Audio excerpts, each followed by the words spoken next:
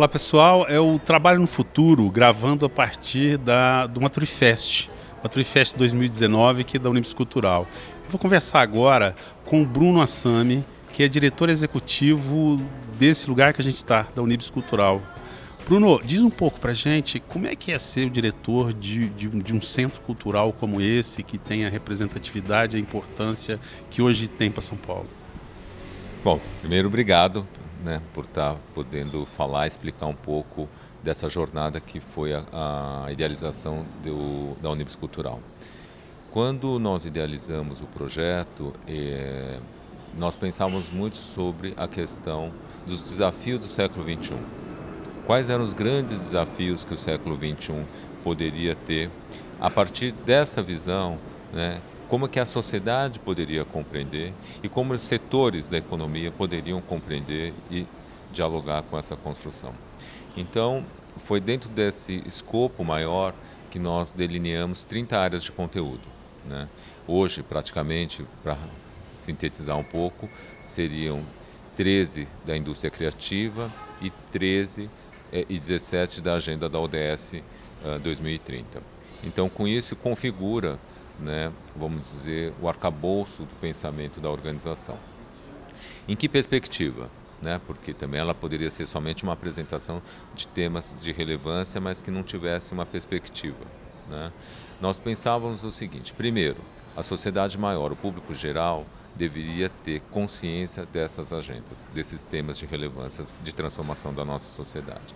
E do outro lado, nós também entendíamos que havia uma renovação de uma economia, a partir de dois grandes pilares, que era a indústria criativa e o empreendedorismo social de impacto.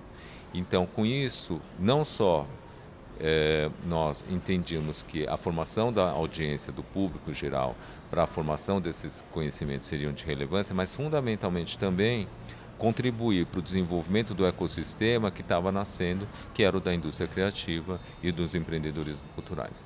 E aí, os temas como longevidade entram em que perspectiva? Para o público geral e entra para a sua formação do próprio setor. Então a gente fomenta muito iniciativas como o Maturijob nessa proposição. E como que a gente ajuda? A gente ajuda, na verdade, em vários programas complementares à própria organização.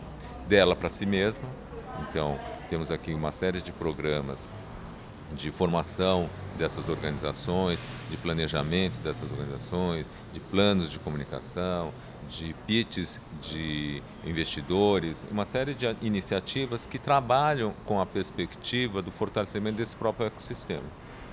E o trabalho no futuro, como é que se conecta com tudo isso? Olha, essa é uma agenda global, evidentemente, Eu faço sempre um parênteses, mas a gente não pode deixar de trazer isso para o nosso próprio ambiente, que é o Brasil. O Brasil, atualmente, ele tem algo em torno, não temos aí, não vou dar números exatos, mas algo em torno de 30 milhões de pessoas num sistema CLTista. Nós temos 13 milhões de pessoas desempregadas, reguladas dentro desse pós-CLTismo. E temos uma variável da qual pouco se fala, e aí que eu acho que tem um grande aspecto potencial, que são outras tantas 30 milhões de pessoas que se encontram num tipo de atividade remunerada, temporária ou transitória. Quer dizer, quando você pensa que essa sociedade que está envelhecendo, que é uma sociedade com tamanha desigualdade social, que tem um desafio enorme, para se tornar um grande player de relevância do qual deveria ser para o mundo global. E quarta, com a pós-revolução digital, como é que essa sociedade, que está com tamanho volume de pessoas no momento de hoje, entre esses 13 milhões e mais esses tantos 30 milhões, vão poder se integrar numa sociedade produtiva? Isso é uma grande questão. E nós aqui, quando a gente pensa nisso, é o quanto mais a gente acha que nós temos que fortalecer as bases desses setores dos quais nós estamos dialogando. Por quê? Porque a gente também acha que a empregabilidade no mercado mundial ela tende a diminuir, né? E, portanto, essas pessoas vão ter que estar inseridas dentro de uma sociedade produtiva, né? E elas vão ter que tentar encontrar caminhos. Nessa visão, existem dois grandes caminhos, evidentemente. Você olhar o seu trabalho numa perspectiva global e numa perspectiva local, né? Então, potencializamos aqui muito esse olhar sobre essa construção da capacitação desse profissional para esses olhares, né? Seja ele num movimento mais tecnológico, como seja ele num movimento mais manufatureiro, criativo.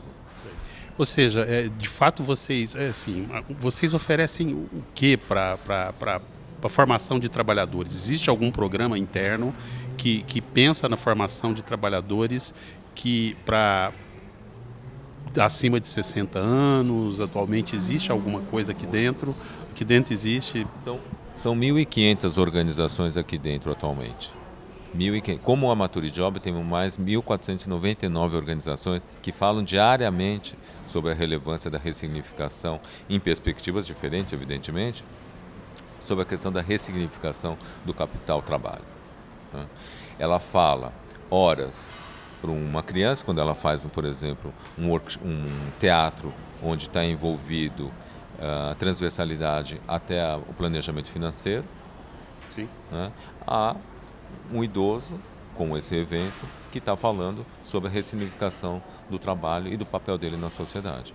Quer dizer, isso é diário, são mais de 7 eventos diariamente aqui que ocorrem, onde temos sempre uma perspectiva muito focada nessa questão. E o Bruno daqui a 10 anos, como é que vai ser, assim, pensando o Bruno na relação com o trabalho? Como é que você acha que vai ser? Olha, eu gosto sempre de pensar, né, que a gente vive de ciclos de vida, né? Eu sou uma pessoa que comecei muito cedo o meu trabalho. Então, hoje eu estou com 53 anos de idade, comecei a minha jornada no setor, privilegiadamente no setor onde eu atuo, com 15 anos, o que é uma coisa muito rara, né? E venho mantendo o meu diálogo com esse setor, portanto, há quase 40 anos, né?